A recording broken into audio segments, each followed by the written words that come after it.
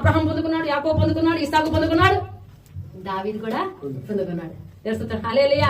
దావీదు ఏమంటాడు తెలుసా అండి? దావీదు జస్ట్ గొర్రెల కాపురంలో ఉన్నవాడు, దేవుని ఆరాధించాడు, ఫైట్ చేశాడు, వచ్చేసాడు. కానీ ఆశీర్వాదం అంతా ఆగిపోయాడా? ఓకే, గొలియాతుతో జయించినందుకు యుద్ధం మా సౌలు చెప్పిన మాట ప్రకారంగా సవాలుగా ఉండిపోదు కదా. స్టెప్ బై స్టెప్ రాజు, ఒక రాజు తర్వాత హెబ్రోన్ తర్వాత ఇజ్రాయెల్ తర్వాత అన్ని దేశాలకి ప్రతి రాజును ఓడిస్తూ ప్రతి దేశంలో గంటతో పేరుతో అత్యధికంగా ఆశ్రయించబడుతూ వచ్చేసాడు.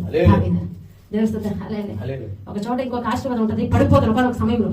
పడిపోయినప్పుడు సాయంకాల సమయం ముందు తప్పు చేసినప్పుడు ఆ పడిపోయినప్పుడు ఆ తప్పు తెలుసుకోగానే ఏం చేసాడు? నేను చేయలేదు అని కప్పుపుచ్చుకోలేదు. ఓకే, నిర్లక్ష్యం చేయలేదు.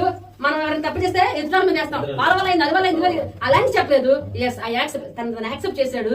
అంతేకాదు దేవుడి దగ్గర కుమిలిపోయాడు, చిన్నపిల్లలాగా పొరలాడాడు, బతిమలాడాడు, ఏడ్చాడు, కన్నీరు కచ్చాడు. అయ్యా నేను చేసిన పాప మహాఘోరం, గర్విస్తున్నాయి, ఇంకెవరు చేయలేరని, రాజునని, అధికారం ఉందని, బలం ఉందని, శక్తి ఉందని, పవర్ ఉందని వాడుకుని నేను చేసిన అన్యాయం అంతా ఎంత కాదు, నీకు ద్రోహం చేశాను, నీ ముందు నిలబడలేదు, నీ సన్నిధికి రాలేను.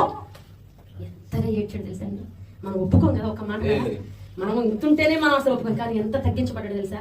పశ్చాత్తాపంతో కృంగిపోతూ హృదయం ఒక చెరువులాగా అయిపోయి ఏడ్చి లేదు నేను క్షమించేశానంటే నన్ను క్షమించాలంటే కుదరదు, నన్ను హిస్టోపలాగా కడుగు, మంచి అలా తెల్లగా ఉంటుందో అలా ఎవరు ఉండలేదు. దేవుడు తప్ప అంత తెల్లగా, అంత నీతిగా, పరిశుద్ధంగా అలా నన్ను చెయ్యి అని అన్నమాట. నన్ను కడుగు, నేను కడిగేశాను, నేను క్షమించేశాను, నీ అతిక్రమం నేను జ్ఞాపకం చేసుకో, నీ తప్పులు నేను జ్ఞాపకం చేసుకొని చెప్తున్నాను. నన్ను ఏమన్నా తెల్లగా కడగాల్సింది, నేను మచ్చంతో కలిగి ఉన్నాను, పాపంతో కలిగి ఉన్నాను, ఒక డార్క్ పాయింట్ నాకు కనబడుతుంది, remove that and clean it clearly with హిమంతో అని చెప్పినప్పుడు సరే దేవుడు లాంటి మంచి హృదయం నీతిమంతుడిగా కడిగి పరిశుద్ధులైపోయి ఎంత చక్కగా అలాంటి మనసు కావాలి దేవుడికి.